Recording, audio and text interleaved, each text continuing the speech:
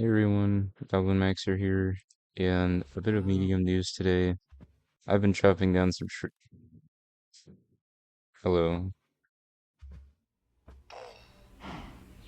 I've been chopping down some trees. You can see the progress I've made. We just got a bunch of leaf litter on the ground. I'm actually curious as to what I could use leaf litter for, but today, yep, that's all I'm doing. I'm just chopping down trees. But I do want to talk about a couple of things as well.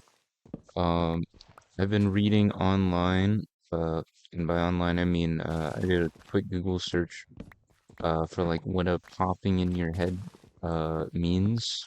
Because for some reason when I had my headphones on, like there would be like this clicking. It felt like it was in my brain, but it might actually just be in the back of my throat. Like I'll just sit there, it'll happen, it'll go away, and then it'll happen again. And Google's like, "Oh yeah, you're having a brain aneurysm. That popping in your head is actually like neurons in your head popping, and you're having a brain aneurysm." And of course, I'm a little skeptical about that diagnosis. Like, do you really think like I'm dying here? And it's like, no, you're not dying. You're a dead man walking. You're a dead man walking. There is absolutely no positive prognosis for you here. Uh, See your family one last time, say your prayers. Uh, and maybe go a little crazy, next couple of nights. Because they're going to be your last. But of course, in all seriousness, I don't believe that BS. It like what? You're telling me like my brain vessels are like popping? And honestly, here's what I think it is. I took my headphones off and I didn't hear it anymore. So I think it was like something about like the blood in my brain vessels like pulsating and it was causing like this creaking in my headphones, which would like feedback such that it sounded like it was in my it's this whole it's a bunch of cope, it's whatever. Maybe I am actually like literally about to kick a bucket, but I mean honestly I don't really care. Yesterday I did a lot of terraforming. I did so much terraforming. That's not one of them, but I just built a bunch of sand spikes, and of course I have my render distance set too low. But I suppose I could head on over there. Yeah, I was just like, well, I have 30 stacks of sand, and I don't know what to do with it. Let's just place it everywhere. You can see there's the first one. I understand it looks kind of ugly. Over time, I'll like sort of refine it. Here's this sort of like retaining wall thing I made as well. Of course, all this stuff looks a bit unnatural, but for the time being, I don't really care. Because like I mean these smaller specs look really good, but that's because it's really hard to mess those up.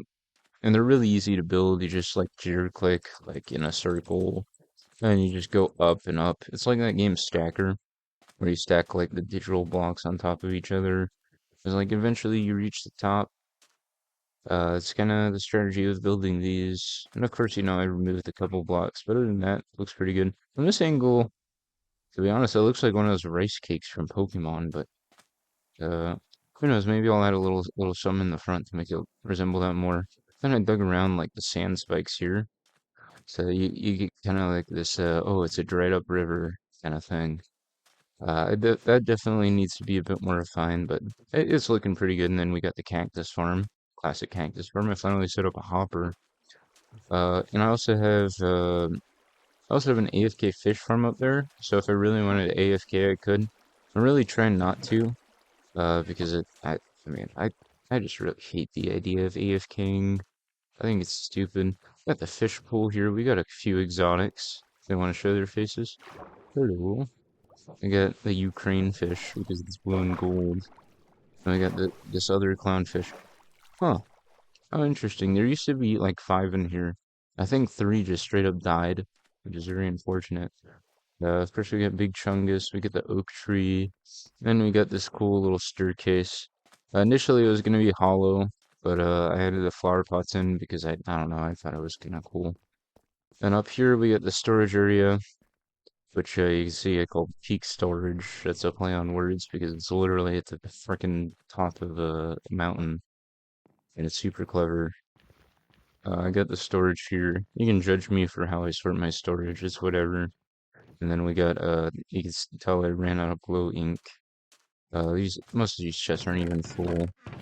There's one sand in the backup.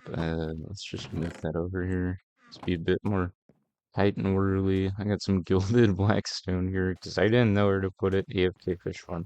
Incredible.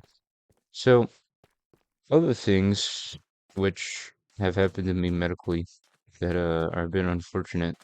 Well, that the aneurysm thing didn't actually like happen. It's just like I felt something strange and Google was like, "You're going to die. Say your last words." And I don't believe that. But something that did actually happen a few weeks ago is I got a stress fracture in my foot because I was a bit silly and I was like, let's go full on into a professional marathon training plan after taking 2 weeks off clean. I got this. Nothing bad has ever happened before. If I need to, if I need to take it easier, I'll just go slower. And then I have this pain in my foot. And I'm like, oh, this is just like a tendon or a muscle. It will go away if I just keep, using it in moderation. And it doesn't go away. 5 weeks later, they finally take an x-ray of it and they're like, oh yeah, this is actually broken bone and you shouldn't be running on it. And I was like, oh, that makes a lot of sense. That makes it, you have no idea how much that has clarified things for me. Also, been walking on this for the past 5 weeks, but thank you. Thank you so much. And that's really just unfortunate because, I could have had this over by now if I had just been like, you know what, let me take 5 weeks off. Which, in case you don't know me, telling me to do that, I won't do that. If you keep the house locked 23 hours of the day and only leave 1 hour between midnight and 1, I will literally go out between midnight and 1 just to get a run in or a walk or literally anything. Like, I will not necessarily listen to that to the T just because I'm so chomping at the bit, even if it is like against like literally against the the greater good. No, well, yeah, I suppose the greater good of me getting like better and getting healed, which is unfortunate because that means I gotta wait just a bit longer before I can finally get back out and run again. I just had been doing a lot of biking. Can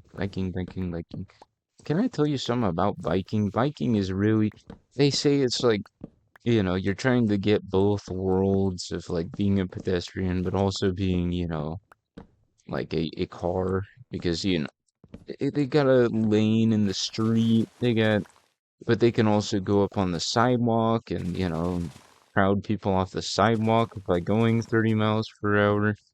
And I'm sure as you get better and better at cycling, that's more and more the case.